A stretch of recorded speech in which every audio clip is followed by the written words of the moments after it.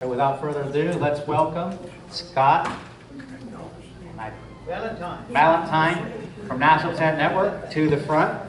And he is a vendor member, and he is going to give us an in-depth talking about. Is this the room?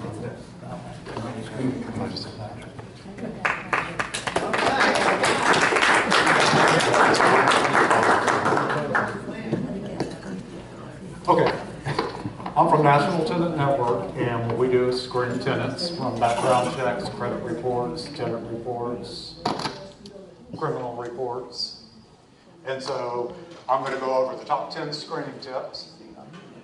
This is a disclaimer. Do you want me to read it? Okay. Okay. So you should these are suggestions. You pre-screen applicants on the phone. Don't waste your time going to show the property. Tell everyone that several people are scheduled so they come early. Advertising, tired and true, signs at intersections within a mile of property, and then renters tend to drive around in the area they are looking at. Zillow seems to work too. Am I in the way?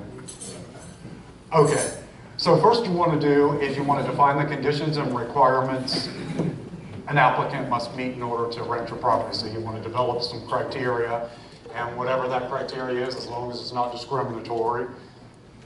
3 times the rent is the industry standard. How long do you want them to be at their job? Live at their last apartment?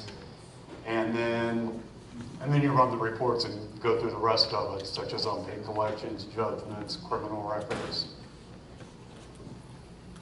And then you should have each applicant complete and sign your rental application. And you want to make sure that it's filled out completely. You'd be surprised how many people fax me applications and they have their name, social, birth date, and then they sign it and nothing else is filled out. So you should make sure they fill it out completely. Be sure that you can read the information. Again, that's a problem. Sometimes you can't read the information. You want to make sure they filled in the blank spots, and really you should screen everyone who's over 18. So if you have children who are over 18, you should actually screen them too.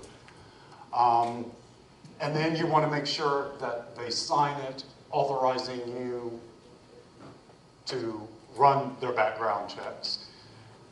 Because if you don't, that's a Fair Credit Reporting Act abuse. A lot of people just take a picture ID, they take their phone out, ask you for your ID and take a picture of it. That's going to verify a few things. Maybe it's going to have an additional address for you. Make sure the name is correct and the birth date is correct, because that's how criminal reports are pulled, the name and birth date. That's what it looks for first. So date of birth is really important in that. And then a social security card.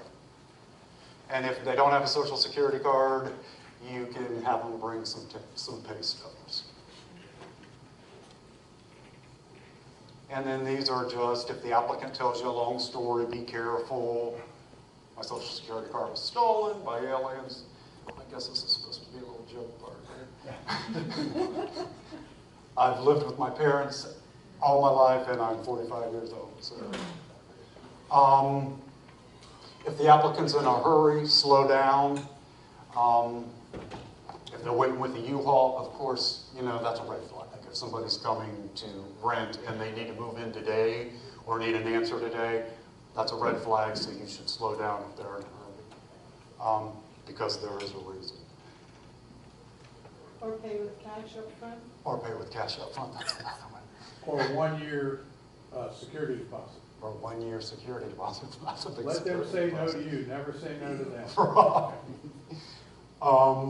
And then you should obtain the applicant's eviction and tenant performance report, and that's going to hit our database to see if the person has had any eviction filings in the last 7 years. That's as far back as we're allowed to report. If you do run the report and there are evictions, you call us, because it's going to tell you alert. It's not going to show you the evictions, because the Fair Credit Reporting Act won't allow us to put those on there until we've confirmed that they've actually lived at that address. So if you run the report, it says alert, real big in red. You would call us, we put it in quality assurance, and then we run a report that just lists addresses.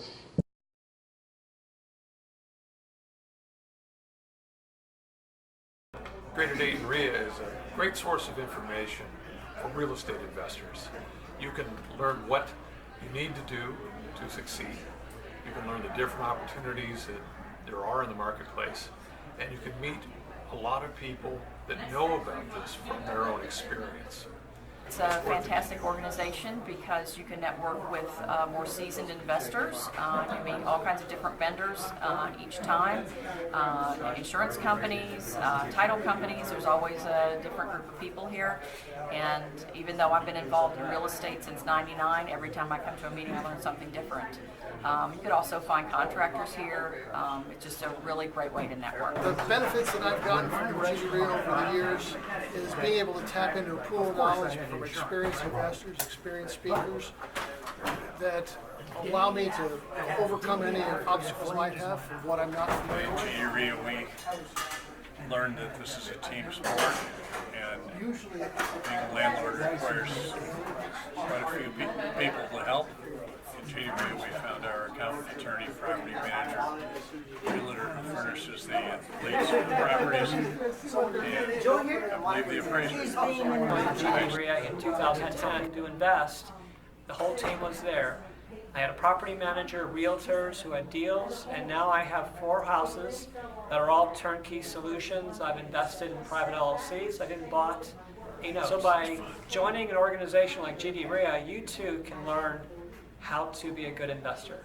We are an approved vendor with GD REIA. We've been with you guys about 4 or 5 years now, and we love networking with the members, and we're here to help. So anything that you need help with, you can find us here every meeting and ask us whatever questions you need to.